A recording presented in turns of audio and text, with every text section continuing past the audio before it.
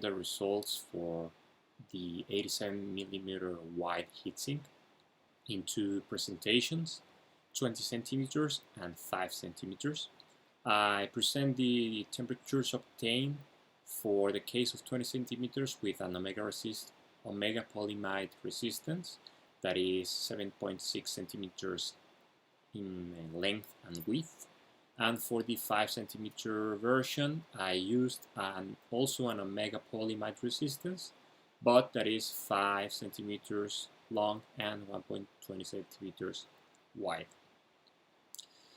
Before going into the temperature themselves, I have to make clear a few terminology.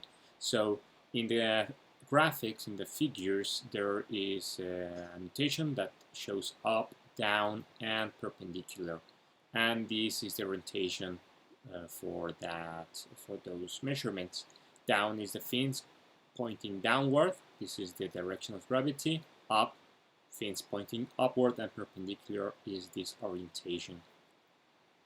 This image shows the way I install the heaters. They are basically heaters.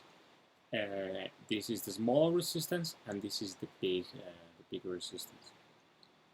So, going to the measurements, the red lines correspond to the heatsink, but with no anodization. So bare aluminum, and the blue lines correspond to the anodized version. The same is true for the 5 centimeter version. Red is bare aluminum, as shown here in this legend, and blue is the anodized version. As one can see, the anodized version for all measurements has a lower temperature for a given power than the non-anodized version.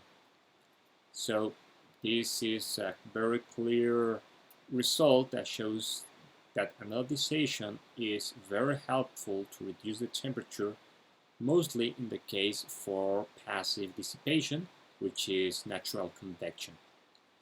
All the temperatures are normalized for 25 degrees centigrade, and so that's basically it. This is a post to continue adding info about our heatsinks and characterization that is necessary to convince our clients to get our heatsinks if it meets the requirements for their respective applications.